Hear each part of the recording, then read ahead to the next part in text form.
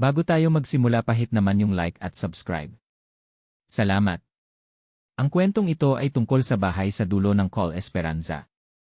Lumipat si Mara at ang asawa niyang si Joel sa isang lumang bahay sa dulo ng Col Esperanza, isang tahimik na kalyeng halos hindi na dinaraanan ng sasakyan. Matagal nilang pinangarap magkaroon ng sariling bahay, at nang may inilabas na mura pero maluwang na property, agad nila itong kinuha. Pagkabukas pa lang ng pinto sa unang araw, may kakaibang lamig nang sumalubong kay Mara. Para bang may hangin kahit sarado ang lahat ng bintana. Siguro kailangan lang ng konting ayos, sabi ni Joel, pilit na ngumiti. Ngunit hindi iyon simpleng lamig. Parang may nakakatitig. At parang may humihinga sa batok niya. Habang nag-aayos sila ng gamit, biglang may malakas na kalabog mula sa itaas. Thud! Napatigil si Mara. May pusa ba dito? Umiling si Joel. Wala. Baka kahoy lang na luma. Pero sumunod ang paulit-ulit na yapak, mabigat, mabagal. Thud, thud, thud. Tao yun, Joel, bulong ni Mara, nanlalamig ang mga kamay. Nagtapang-tapangan si Joel at umakyat. Titingnan ko. Naiwan si Mara sa sala, nakatitig sa kisam habang ang mga yapak ay parang papalapit ng papalapit. Pagbukas ni Joel ng pinto sa attic, wala siyang nakita. Kundi alikabok at isang lumang crib sa sulok. Umuuga. Umuuga kahit walang hangin. Napalunok siya at bumaba agad. Wala. Puro lumang gamit lang, sabi niya, nanginginig ang tinig. Magsasara na sana sila ng ilaw nang makarinig sila ng iyakang bata mula sa kisam. Huhu! Para itong galing sa isang bagong panganak, mahina pero may paghati. Parang humihingi ng tulong. Joel, may bata sa taas, nanginginig na sabi ni Mara. Hindi na nagmatapang si Joel. Tumawag sila ng barangay tanod para magpa-check, baka may taong nakapasok o may inabando ng sanggol. Pag-akyat ng 3 tanod sa attic, sinindihan nila ang flashlight. Ang crib ay nandoon pa rin. Umuga pa rin. Ngunit walang bata. Walang tao rito, sabi ng tanod. Pero parang may amoy ng gatas. Pagbalik nila sa baba, napansin ni Mara ang isang bagay na hindi niya nakita kanina. Isang laruan, isang luma at maruming stuffed bunny, na-placed sa gitna ng sala. Samantalang wala naman sila ni Joel na ganong gamit.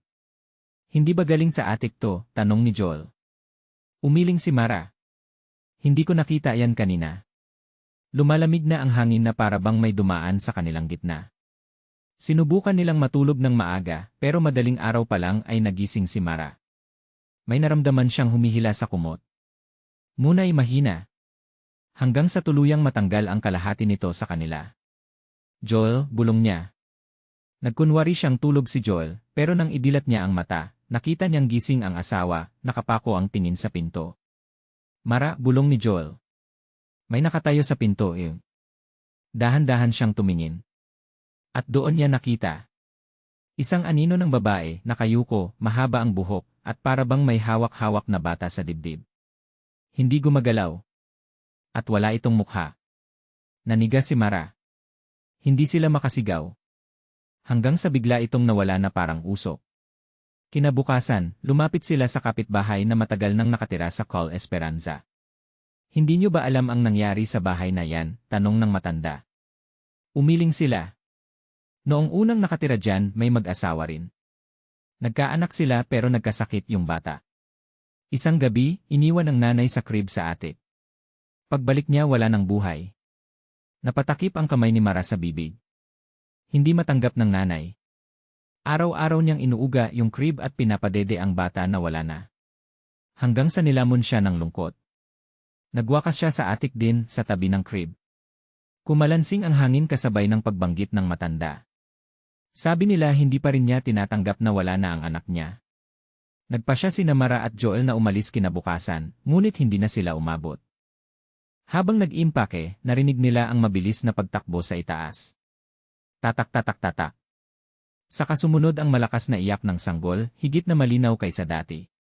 Pumailalim ito sa mga sahig papunta sa sala. Huu! Nang humarap sila. Nandoon ang babae. Nakaputi. Basa ang damit na parang nalublob sa ulan. Ang buhok ay basa at nakatakip sa mukha. Sa dibdib niya, may hawak na balahibo ng stuffed bunny, durog-durog na parang kinagat ng aso. Ma'am, aalis na kami, utal ni Joel. Dahan-dahang tinaas ng babae ang ulo. At unang pagkakataon, nakita nila ang mukha niya. Mga mata na walang pupila. Isang ngiti na pilit, napunit ang gilid ng pisngi. At sa punit-punit na labi, narinig nila ang paulit-ulit na bulong. Tulong ibalik niyo ang anak ko, Naglakad ito papalapit. Bawat hakbang ay parang nag-ingay ang sahig kahit nakaangat ang mga paa. Hindi namin kinuha ang anak mo, sigaw ni Mara. Biglang lumakas ang iyakan, ngunit hindi galing sa babae. Galing ito sa likod nila. Paglingon nila, ang stuffed bunny ay nasa sahig na, kusang gumagalaw ang dalawang braso nito para bang hinalili sa isang nawawalang sanggol. Nagunahan sila palabas, pero bago pa maabot ang pinto, isang malakas na puwersa ang humila sa buhok ni Mara. Sa ama ka, sigaw ng boses na hindi tao. Tumakbo Mara, sigaw ni Joel sabay hatak sa kanya. Pag-alis nila sa bahay, narinig nila ang malakas na pagsarado ng mga bintana, isa-isa, kahit walang hangin. Tapos ang mahabang iyak ng babae, malakas, mapait, at puno ng paghahabol. Hindi na sila bumalik. Hindi na nila kinuha ang iba nilang gamit. Ayon sa mga sumunod na nakatira, ilang araw lamang sila tumagal, may narinig silang iyakan, kalabog, at boses ng babaeng humihingi ng tulong gabi-gabi. At hanggang ngayon, ayon sa mga dumadaan sa Call Esperanza, may matatanaw daw minsan sa bintana ng bahay. Isang babaeng nakaputi, may hawak-hawak na wala naman. Pero umaalog. Na parang inuuga niya ang isang sanggol. Na hindi mo nakikita.